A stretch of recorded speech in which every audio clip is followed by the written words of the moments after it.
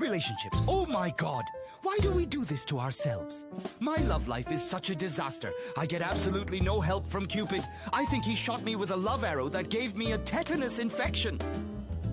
I look back at the timeline of my relationships, from young love to wherever the hell I am now. And it reads less like a romance novel and more like a police report of terrible, highly exaggerated decisions driven entirely by my own incompetence. Young love? What a scam.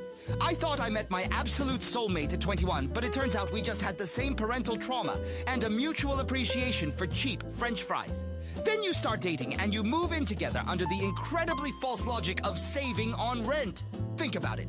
You save $500 a month on an apartment, but you lose 80% of your will to live. That is a terrible exchange rate. And then, God help us, you get married. Why do we get married? Really, think about it. You're standing up there in a rented tuxedo, sweating profusely, promising eternity to someone who chews their cereal too loud. Why? Because we were just horny. That's it. That's the entire foundation of human civilization. I couldn't figure out how to unhook a bra in the back of a Honda Civic, so I panicked and signed a 30-year mortgage instead.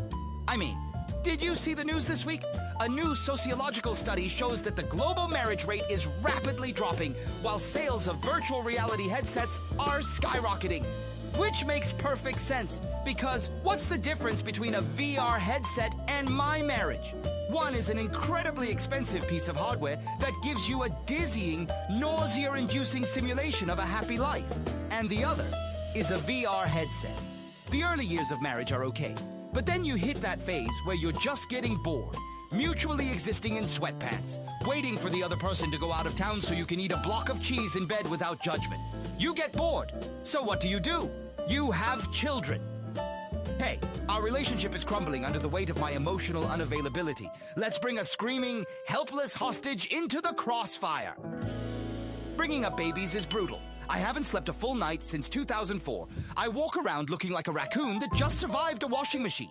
And then they become teenagers. What do you get when you cross a hormonal teenager with a rabid Wolverine? Nothing. It's a trick question. They have the exact same temperament, except the Wolverine doesn't ask you to borrow your car and then crash it into a Wendy's drive-thru. By the time you hit your midlife crisis, you're buying a sports car you literally can't fit your bad back into just to feel a pulse. The whole roller coaster of relationships is so traumatic that God literally granted us dementia at the end of the ride just to shield us from the crushing depression of our own questionable life choices. Here you go, pal. You're 82. Let's just wipe the hard drive so you don't remember paying for 3 weddings and a timeshare in Florida.